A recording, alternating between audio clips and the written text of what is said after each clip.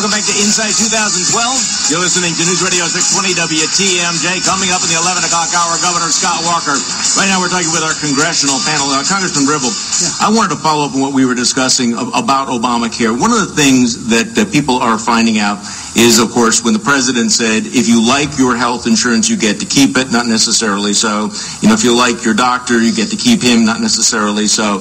But, one of the big questions was, and both the administration and the media tried to poo-poo concerns over rationing in Obamacare. So let's talk about this. The independent body of, I think it's 15 unelected bureaucrats. 15. I was corrected here. Some unelected bureaucrat that I left out before, whose self-esteem has been affected, I'm sure. But how will that work? And what do people in Wisconsin need to understand about how decisions about their health care will be made when this goes into effect? Well, the IPAB board, it stands for Independent Payment Advisory Board. Okay.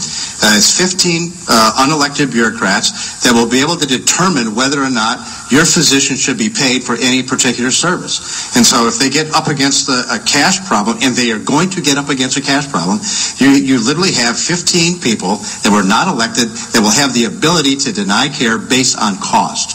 And so the rationing is a legitimate fear. Last week in the House Ways and Means Committee, they voted basically to take to the floor of the House a repeal of the IPAB board.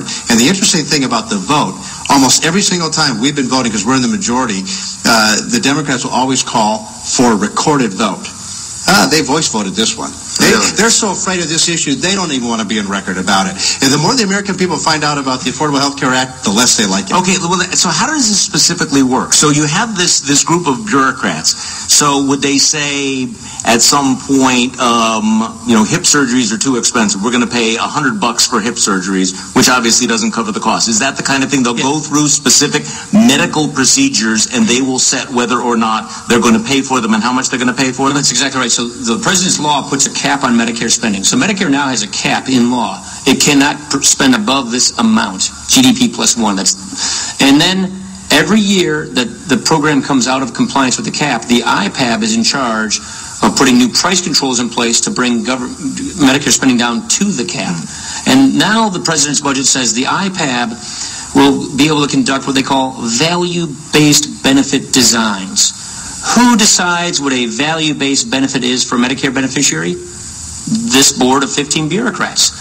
So here's the other rub of it all. If Congress doesn't like it, Congress has to come up with a supermajority vote to cut and price control Medicare in some other way to replace these savings. And if they don't do that by a supermajority vote, then it goes into law. The whole purpose of this thing is to have this board put price controls that circumvent Congress, circumvent people's elected bodies, and twist the screws on Medicare, which leads to denied care for current seniors. This affects current seniors. This board gets up and running next year.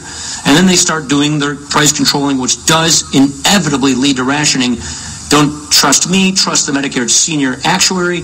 Ahead of all of this, he says that starting off, Medicare will pay providers 80 cents on the dollar and then go to about 30 cents on the dollar. They're projecting doctors, hospitals, providers will just stop taking Medicare benefits. And that is what we're getting from the Medicare actuaries themselves. And because you need a supermajority to override these bureaucrats, you can have a majority of Congress be able to come back and say, hey, don't blame me, I voted against it. Exactly. They've set up something basically on automatic, which they don't want to be held accountable. And you have to cut Medicare by an equal amount in some other area of Medicare if you want to replace them. Otherwise, these board bureaucrat cuts go in place automatically. The whole purpose is to make price controls stick and circumvent the elected democratic political process from taking place. Can I add something? Yeah, sure.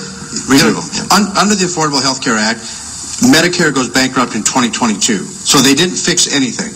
I want you guys to know, I want everyone in this room to know, especially after Paul said such good things about Sean and I, that one person on the stage out of 435 representatives in the U.S. House of Representatives and 100 senators, one person was courageous enough to say, I will not accept the status quo. I will protect Medicare for current seniors and for the future generations. Congressman Paul Ryan, he is a true American patriot and hero, and he is saving this country. Thanks. Congressman Duffy, you wanted to weigh in on this. It's hard to follow that. Nice job, Reid. Yeah, I mean, my concern is this, that the president is selling seniors today that all we're going to do is reduce reimbursements to your doctor, your hospital, or your clinic. But don't worry, senior, it's not going to affect your access or your quality of care.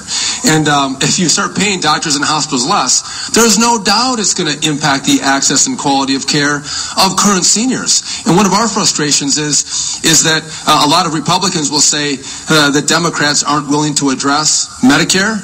They absolutely are. They are the ones that have fundamentally changed how Medicare is going to work, and they are going to take benefits away from current seniors who have retired based on the current promise of Medicare. And here they run ads on Paul Ryan dumping ladies off a cliff. I think that should be replaced with President Obama dumping seniors off a cliff. The only one who protects current seniors is the House budget, making sure, and under Paul Ryan, making sure that current seniors get exactly what they bargained for because they set up their retirement around the promise of Medicare. You're listening to News Radio 620 WTMJ. We'll be back with Congressman Reid, Ribble, Sean Duffy, and Paul Ryan.